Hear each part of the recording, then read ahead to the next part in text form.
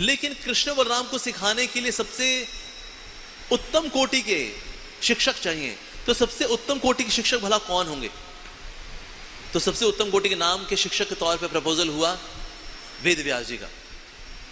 वेद व्यास जी के पास भेजते हैं। वेद व्यास जी ने सारे वेद शास्त्र इत्यादि का संकलन किया है, इसलिए वेद व्यास जी के पास भेजते हैं।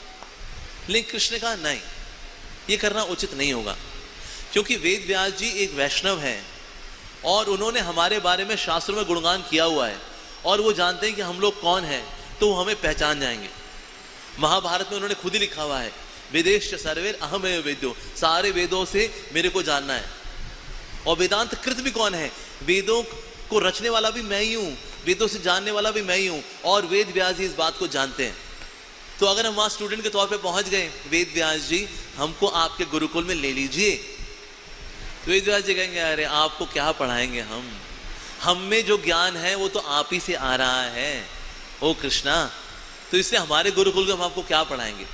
तो हम आपको नहीं पढ़ा पाएंगे, बल्कि रोज सुबह दोपहर शाम वो दंडवत करते रहेंगे, कृष्ण बलराम दंडवत, कृष्ण बलराम दंडवत, हे कृष्ण करुणा सिंधु दीनबंधु जगतपते।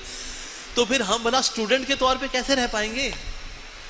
तो इससे वेद व्यास जी के पास जाना बड़ा अच्छा रहता है, क्योंकि उनके जैसा ज्ञानी तो कोई है ही नहीं, उनके जैसा ब्राह्मण भला कहाँ ही मिलेगा, लेकिन उनको हमारी आइडेंटिटी पता है। तो इसीलिए किसी भी वैष्णव गुरु के पास जा करके तो हम शिक्षा प्राप्त कर ही नहीं सकते। तो फिर क्या किया जाए? तो कोई ऐसा गुरु चुना जाए जिसको ब्रह्म का साक्षात्कार हो चुका हो, क्योंकि हम भी पर ब्रह्म हैं, तो बताने वाला जो है कोई साधक नहीं होना चाहिए, ब्रह्म का साक्षात्कार उसको हुआ हो।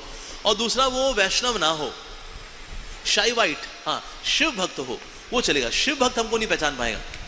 तो ऐसा कोई व्यक्ति है जो कि शिव भक्त हो, इसको ब्रह्म का साक्षात्कार भी हो चुका हो, हाँ प्रभास में रहा करते थे, काशी में भी रहे हैं, अभी अवंतीपुर में रहते हैं, उनका नाम है सांदीपनी मुनि, उनके पास चलते हैं, वो हमें नहीं पहचान पाएंगे कि हम कृष्ण बलराम, हम कौन हैं, हम ही पर ब्रह्म हैं।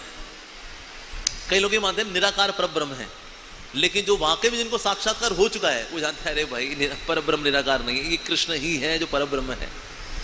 तो इसलिए वेद व्यास जी का नाम हुआ रिजेक्ट कि वो तो हमें पहचान जाएंगे।